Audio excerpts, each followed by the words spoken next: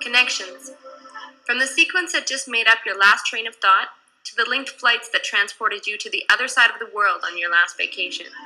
From the associate that introduced you to your last job, to the grammar holding together the sentences on your resume. The human experience is built on connections.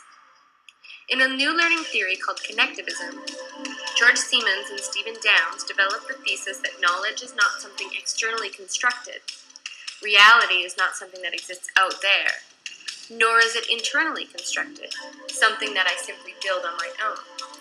Rather, knowledge is what emerges when two learning entities are connected. Connection, from the Latin connectere, con meaning together and nectere meaning bind, is the basis of this learning theory. Two learning entities are connected if a signal sent from one entity has the potential to affect the state of the other entity. Without a connection, learning cannot happen. The learning entities encompassed by connectivism are diverse, and it is only the presence of connections that determines if something is a learning entity. Everything from our physical brain to our individual mind, from our socially constructed families, organizations, cultures, and countries, to our technologies, and even, I would believe, that our planet can be considered a learning thing. From the instant one neuron connects with another, our learning brain begins to form. Our existential self connects past selves, present and future self, into a learning individual. As learning individuals, we connect with other individuals to create learning societies. And in our technologically mediated world, we must also consider the connections in our digital devices as indicative of their status as learning entities. While I sleep, for example, my iPod will automatically connect with other entities in order to update expired information, the same way I consult individuals for new developments in my learning society. The explosion of readily available information, and readily made, I suppose it can be argued, has spurred this revolution in educational philosophy. With so much information available, teaching in what Freire calls the banking model is even more problematic. It becomes the equivalent of encouraging students to fill their head with pennies rather than teaching them how to, go out and find a job. In order to avoid walking around with a brain full of useless change, I cache information in a variety of centers. My brain develops pathways in particular neurological patterns. I fuse information to particular memories, to people and places for easy retrieval. And I rely on my digital devices to hold a wide variety of information, from complex theories to my daily planner. In a way, all of these things have become a part of my phenomenological mind. My ability to create, maintain, and traverse the connections between me and my information caches is the most important skill I will develop in my lifetime. While this skill has always been present, the first human societies were formed around survival connections. This has not always been the focus of our educational system. Knowledge since Gutenberg has been conceptualized as a fairly static entity, accessible in a book and acquired bit by bit through intense prolonged study. There was little knowledge to be found. Within a lifetime, it was possible to know most of what was worth knowing. Presently, our information is increasing exponentially, and knowledge seems elusive in a sea of postmodern relativism. Siemens and Downes posit that it is not knowledge that has been submerged under this wash of information, but that we are now able to see the non-propositional nature of knowledge as it really is.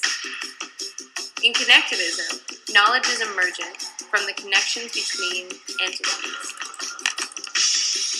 It is not a static thing that can be pinned down in words for all time, but contextual, process-driven, and constantly shifting.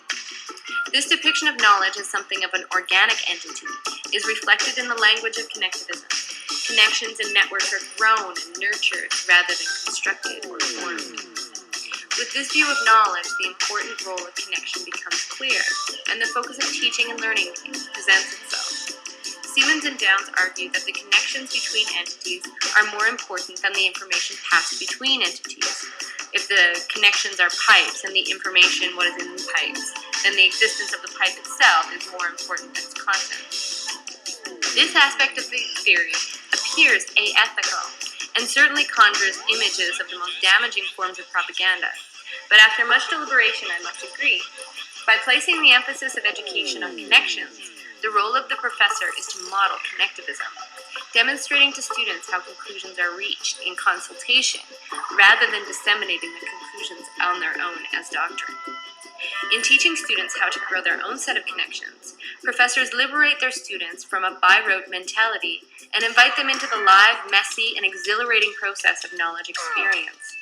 Students become interactive with others, excited to discover the knowledge that can exist in any new connection.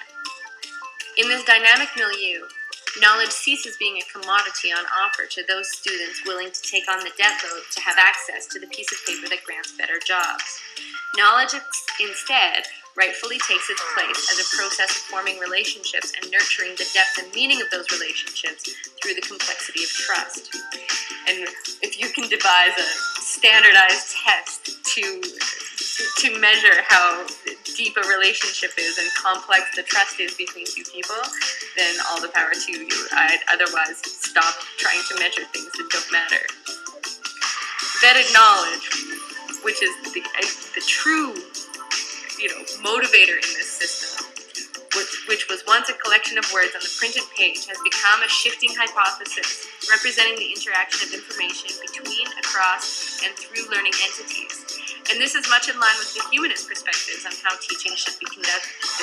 Connectivism implies that the source of information, or the nodes to which one is connected, is important. It's not enough for my professor to simply pour Nietzsche down the pipe and in my brain. My ability to form a connection with my professor, and indeed the rest of my class and the space itself, determines my ability to accept any information that passes to me from a teacher.